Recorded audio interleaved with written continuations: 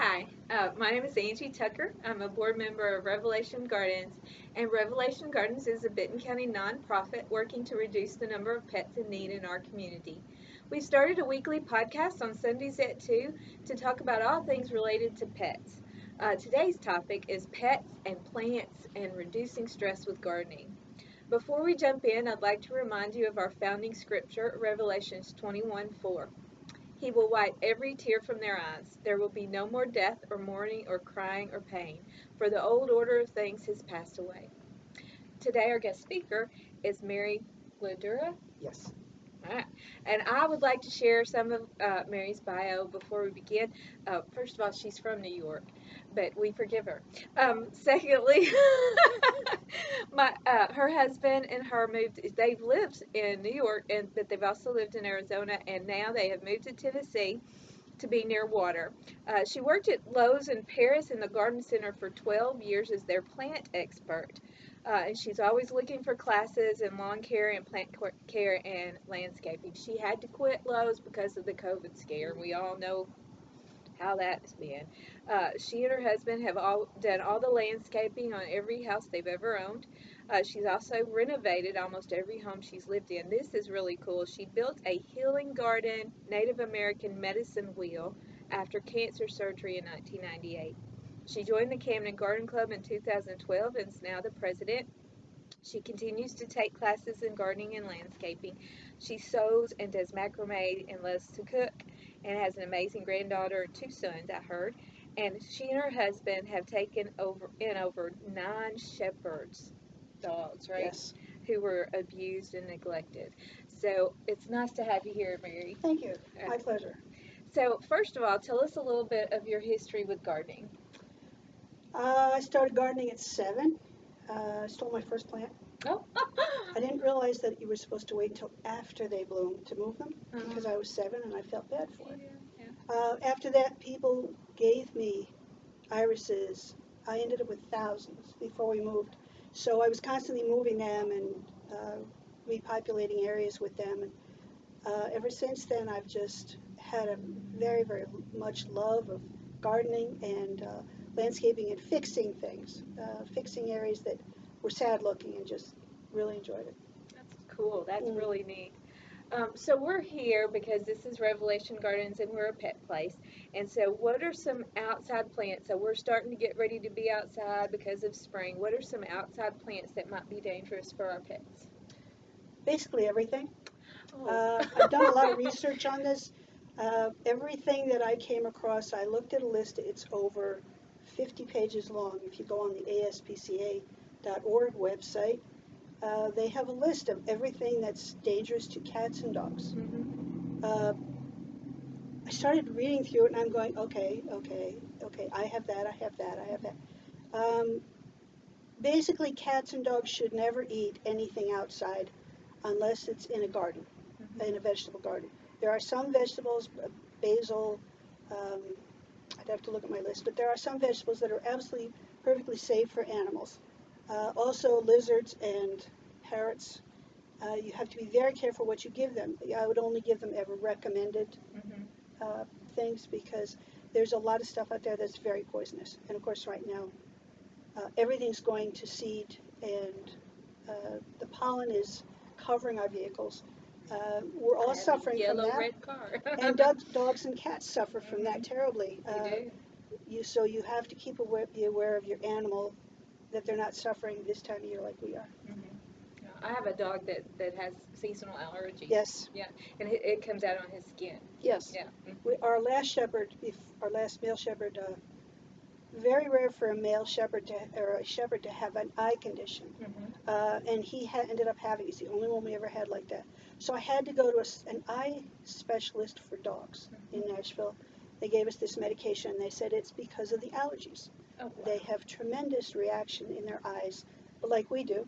My eyes are always watering, and using the drops several times a day, it helped to keep the damage out of his eyes. But we as humans end up with eye conditions, just like animals. So, you need to be aware of your pets to see how they're acting this time of year. That's true.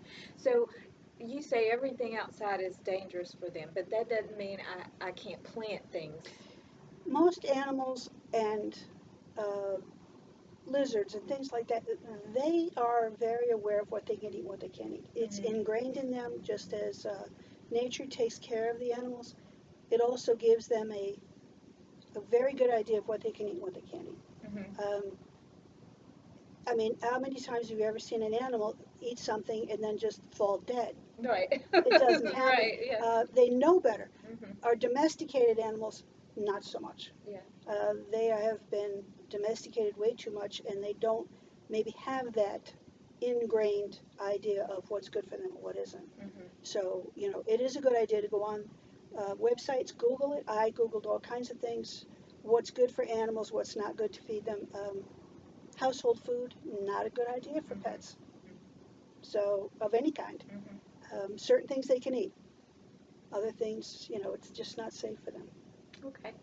Um, so if we choose to I'm always scared about this. If we choose to bring plants inside, what plants specifically do we need to be careful about with inside pets? Because I know around Christmas, like we're not supposed to have Poinsettias are very poinsettias. dangerous. Uh-huh. But what are some other things that maybe Uh, we need to be careful with? I was amazed when I was reading the list that Christmas cactus are safe. Oh, really? And I thought, okay, Uh-huh. but poinsettias are the worst. Mm-hmm. A lot of your houseplants are very bad and very dangerous for animals. Um, again, dogs don't normally have the way to want to eat Mm-hmm. household plants. Cats, on the other hand, like to test their limits. Yeah. So with cats, I would be much more careful. Philodendrons, of all things. Um, your lilies are very dangerous to animals. Mm-hmm. So if you bring in a lily, or if you bring in, what's the other one? I'd have to look at my list. But there's a few that I was surprised at because I just didn't think that they would be dangerous to animals. So, and as I said, the lists are extremely long. This is just a fruit for birds. Mm-hmm. Um, but yeah, most of your houseplants are not safe for animals. Dogs don't seem to bother them, but you've got to be careful with cats. Mm-hmm. Cats tend to play with their food, and so they play with the plants that are in the house. Spider plants are fine. Okay. Uh, we had two parrots growing up, and we always had geraniums behind their cages. Mm-hmm. My dad built this huge cage, and he was a geranium lover. Yeah. So he would keep geraniums that they never bothered him. Mm-hmm. Even if they were sticking into the cage, birds didn't. They did not bother them. But spider plants, they were safe. Mm-hmm. So we would hang spider plants near them, and they would pull them in and eat a little bit of it.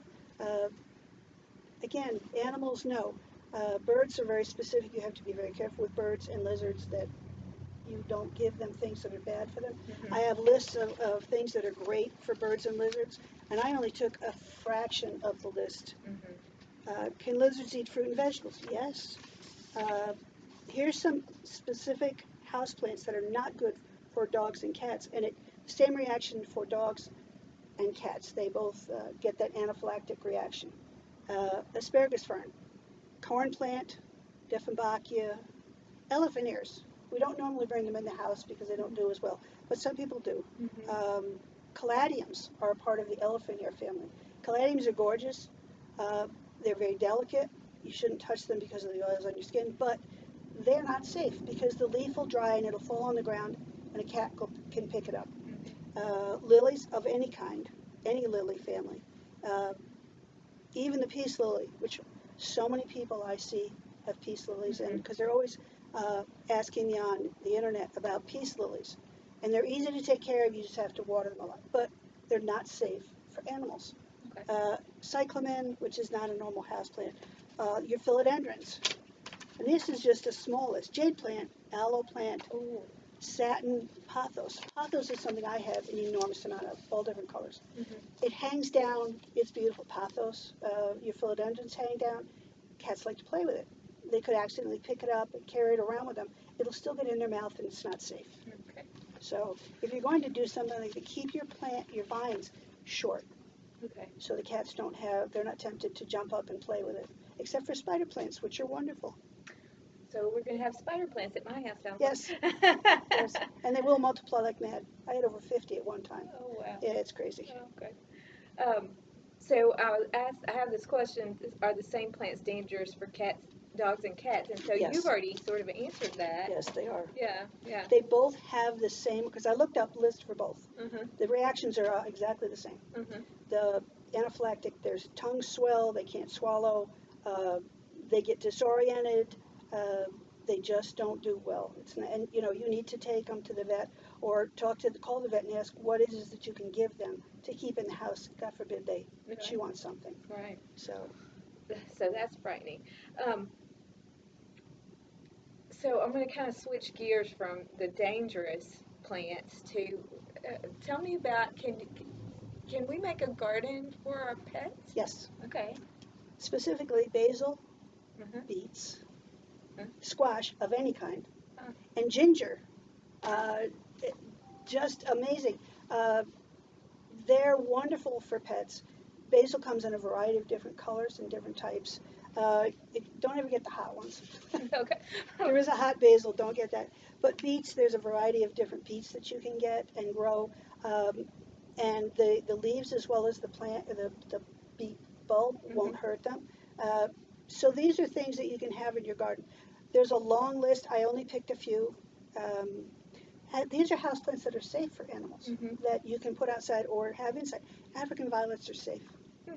So it's a lot of people that have African violets. They never have just one. Yeah. Yeah. Yeah. Daisies of any kind. Alyssum, which is a small little white plant. Mm-hmm. Those are good. You can put those in your garden. Alyssum is a wonderful plant.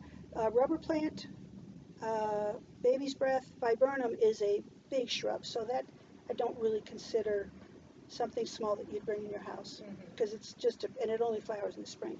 Bachelor buttons are small. Bamboo. A lot of people have bamboo, perfectly safe. They're not going to want to chew on it. Mm-hmm. It can be very. The only problem with bamboo is when it gets old and the stalks get very stiff, they can cut them. You never Yeah. want to break a bamboo or give a cat anything that's the bamboo very sharp. Yeah. So peperamia, which is a beautiful plant. I have two or three of those. Very pretty and easy to grow. Boston ferns, perfectly safe. Cats love Boston ferns. They love to play with them. Yeah. They love to play on the ground they're perfectly safe for them. Okay. Spider plants, of course, Mm-hmm. and burro's tail, which are your succulents. Most of the succulents that I looked up are safe. Okay. So in your garden, you can put vegetables, you can put some small flowers, your daisies, things like that, and your cats will lay in them, Mm-hmm. and it's perfectly safe for them. But is it good to grow catnip for your cats? It is, but cats don't react to it as quickly as people think they do.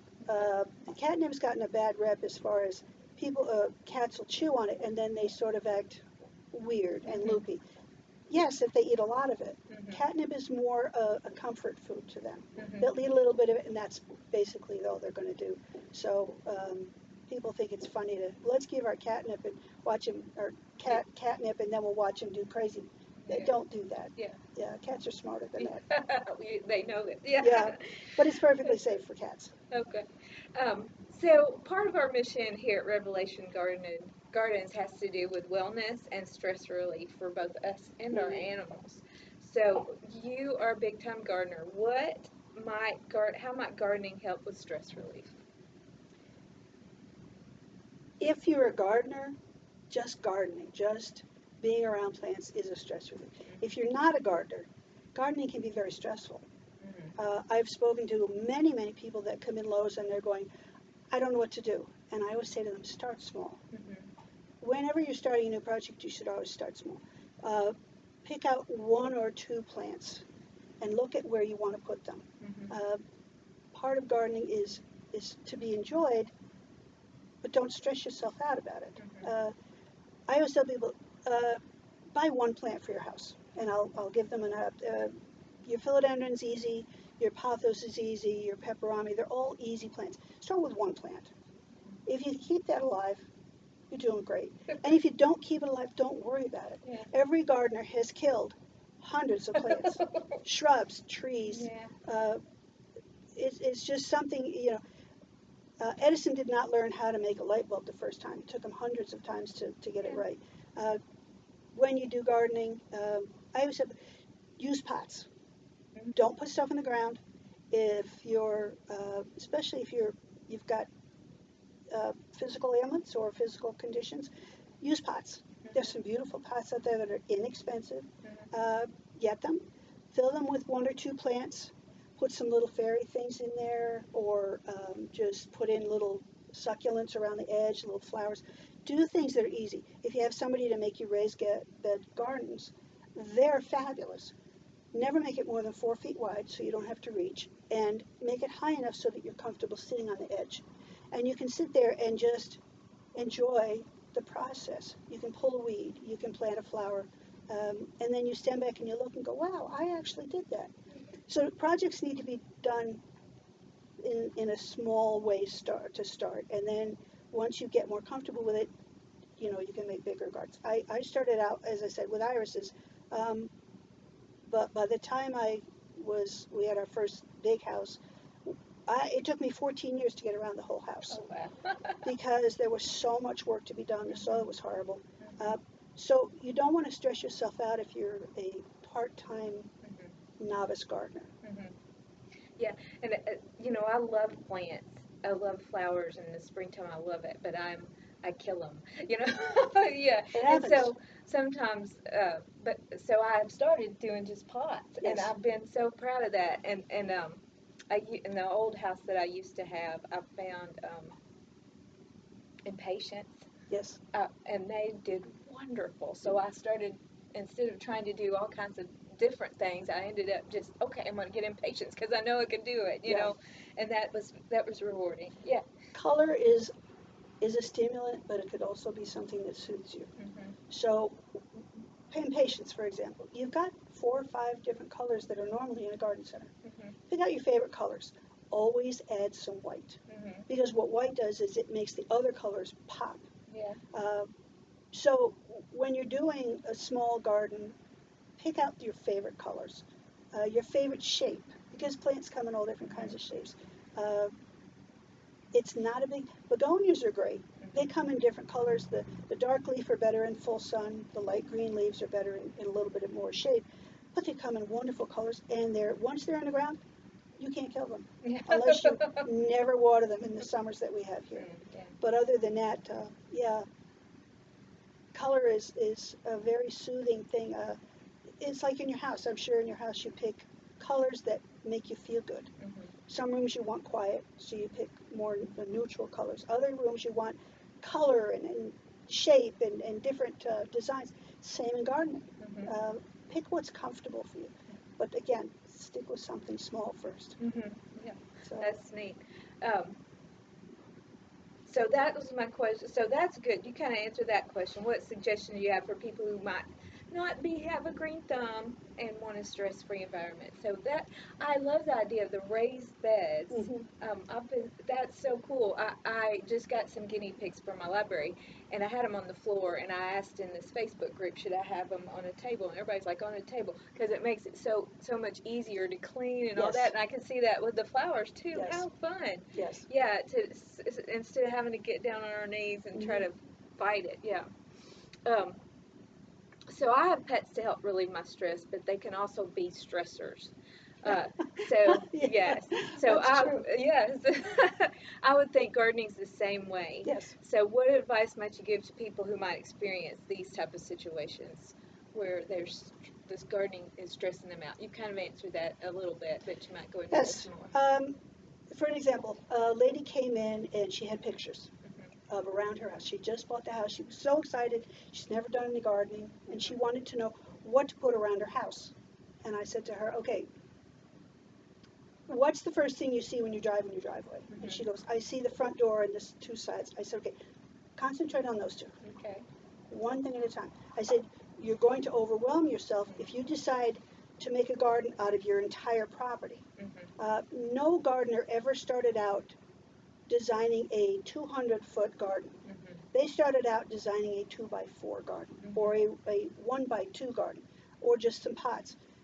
You can overwhelm yourself with just the concept of the project. Hmm. So you want to Pick an area, decide what you want there. And I also gave them a great idea that I'd say, look, you've got pictures of your house. Print those out in black and white on your computer and use a colored pencil or a pencil, regular pencil, and draw in what you'd like it to look 5 years from now or 10 years from now. Do you want a tall plant here? Do you want a short plant here? Then color it in. Do you want flowered shrubs? Any good garden will have a variety of things. Some people like an English garden, which is more of a natural look. Other people like a very formal, traditional garden, like the French do. They do very, very specific rows of bushes. They'll do a hedge, then they'll do one plant, and then they'll do a hedge over here and one plant. It's all your personal preference. I tend to do I'm going to put it here because I like it here, and I'm just going to just keep adding to it. I've got stuff everywhere. Being on a farm, I'm already to the fence line. I did overwhelm myself because my job took so much of my time I couldn't go back and do the weeding, but I started too many projects. It overwhelmed me. Now I've gone back in this past year and taken one area at a time and cleaned that one area, and I'm not stressing about the other areas. So gardening can be done in a very small area, and it makes you feel good. You know, you add plants that you like. Always read your tags, always, because your tag will tell you that it's going to grow 6 to 8 feet, or it's going to be a 2 to 4 foot. Of course, that's been wrong a few times. Yeah. I guess I had the right soil, and I had crepe myrtles that were supposed to be 6 foot, and they ended up 12 foot. Wow. But I just keep them trimmed. Yeah. So be aware of how much you want to do, and don't overwhelm yourself. Okay. So how much so we're pet people and you're gardening people and a pet people, it sounds like. So how can we combine gardening and pets and plants? Like what kind of garden my pets enjoy? How can that be something together we could do? Most dogs like to chase bees. My dogs have always loved to chase bees. I put a picture on Facebook of my Yes. Vader chasing a bee. Yes. So, and if you have an aversion to bees, and a lot of people do, I don't want bees. We have to have bees, otherwise we won't ever eat. Put your flowering plants and shrubs a little further away from the house, that you won't feel like they're on your porch. I tend to have flowers everywhere, so our porches, the bees are coming in and out. But the dog loves to chase them. Yeah. And she keeps trying to grab them and stuff, and it's fun for them. Yeah. So chasing bees is one great way to entertain your dog and make them happy. Yeah. You need flowers, flowering shrubs, flowers on the ground. Hummingbird feeders, for people who like hummingbird, I never suggest you put them right by your porch because the mess will be unbelievable. The manure from hummingbirds is very small, but it accumulates. Yeah. So put them out in the trees and take some chairs and sit out there. You can sit there and watch the hummingbirds from a close distance, but they're not on your porch. They're not on your patio. You're not seeing all of this debris from the birds, your bird seed, your manure, all this. Your animals, every time I would try to dig one of my gardens, my male shepherd, my buddy, a monster shepherd, just beautiful, he would lay right in front of me. So I was like, okay, I have to allow for my dog's comfort because I adore him. I adore all my animals. You have to make your place comfortable for you and for your animals. If putting in flower pots is the best thing, great. Then your dog can dig all they want, and it won't interfere with your flowers. Yeah. Putting gravel down and rocks does keep cats out. Cats don't like to walk on gravel. Okay. They find it hurts their paws. Dogs don't care as much, Yeah. but they will avoid an area that has too many rocks. Okay. So you can adjust an area. Okay, you can have this area behind the shrubs, but I'm going to keep this area because I can see it. Yeah. Yeah. So I would allow my dogs to have certain areas. Go ahead and dig there. Yeah. That's fine. Yeah. No problem. I love that. Yeah. I love what you're saying, and that what the dog likes with the garden too, like the bees. I didn't even think of that. And see, I've become much more forgiving of bees than I was when I was a little girl because of what I'm learning about how important they are, and they don't really want to sting us. So No. My dad we lived in a barn. my dad and I renovated part of a barn, and we had the bumblebees, the big yellow and black ones, and they were burrowing in cedar underneath by the door, and they would dive bomb us, going in and out. And my dad would say, "They're not going to hurt you. They never stung anybody." People that don't like these got scared, but I just say to them, just keep walking. They're protecting their territory. Never got stung. Yeah. Wasps are a different story. Yes, And right. those yellow wasps are Yeah. nasty. Yeah. But then you need to find where they're burrowing, and protect your house, of course. But yeah, these are very important. And dogs love to chase them, and cats do too. So. I had never seen them catch one. Oh, my dogs catch them. Yes. Well, wow. Yeah. Oh boy. But it's the chomping that I love. Yeah. My female that before I left, she was out on the porch and she was just chasing after him, and I'm like, "Go get him, Abby! Go get him!" Yeah. And of course she wasn't, because she's not fast enough. Right. They have to learn to be fast. Yeah. I saw a wonderful video this week of a puppy with a butterfly. I did too. Did you see that? Oh, It that was so adorable. cute. Yeah, it was so cute. So, is there anything else you'd like to add that we haven't talked about with gardening? If you want to tell us a little bit more that maybe I haven't touched on with my questions. Gardening to me is a stress reliever. Again, it isn't to everybody. But when I'm out digging in the dirt, and I do wear gloves, I didn't used to. But gardening is very relaxing. It's quiet. It's quiet compared to being in your house with the TV or the radio on. It's not quiet with all the noise of outside, which I love. Yeah. I love the sound of the birds, the sound of the bees, everything. But when you're out in nature, even if it's sitting in a chair repotting a plant, it's very relaxing. Not for everybody, but if you, as I said, start small. Put some chairs out, put a table out, put a little plant on it. Just enjoy the I've even seen I've also done Japanese gardens, which are spectacular, very mood, and you just enjoy the mood that they make. But they also have little things you can put on your desk or your table, and it's like a sand, and you rake it. People will find that very relaxing. You put a rock here and there, or a little thing of your fairy garden in there, and then you'll rake circles around it. And when the Japanese do that, to them that's becoming part of nature. Like I do, I take I'll take a big rock, and I'll turn it up, right up, so it's taller than it is wide. And then I'll put plants around it. And in New York, that was very helpful because the rocks would stay warm, and the plants would last. I had petunias blooming on December 5th in New York because they were around rocks. And everybody's like, "Wow," and I'm like, that's nature taking care of itself. So there are so many things on the internet that you can look at, stories and ideas, and it's amazing. I mean, you don't have to put a plant in the ground. You can put rocks and some gravel and maybe some moss. And it's beautiful and very soothing. Moss is another thing I love too. You don't have to mow moss. Yeah, that's great. Yeah. Well, thank you for joining us. Thank you for sharing that. And it's a wonderful time to talk about gardening, I think, because we're all getting that bug. Because it's springtime and it's beautiful out there.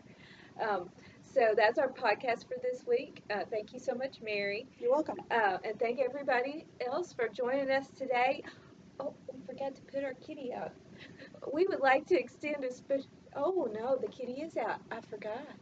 If you can find the kitty, please post down at the bottom that you see it and come by and get you some kind of little special treat. Oh, nice. Very nice. Yeah. And please come and visit this place. It is absolutely beautiful. They have a lot of wonderful things here. And all the money goes to your animals. Yes. For their upkeep. We'd also like to extend a special thanks to our sponsors, Camden Animal Clinic and Fox Sanitation. Through their generous support, we are able to bring you this podcast each week. Remember, if you have a pet-related question, email us at revelation.gardens@gmail.com. Don't forget to like if you watch us so that we know that you're seeing our podcast. We really want to know people are out there watching us. And remember, same cat time, same cat channel. But you know what? Dogs rule. Absolutely. Absolutely. Yes. For those of you who cannot have a cat because you're allergic? Dogs are Dogs the rule. best. Dogs are the best. Thanks. You're welcome.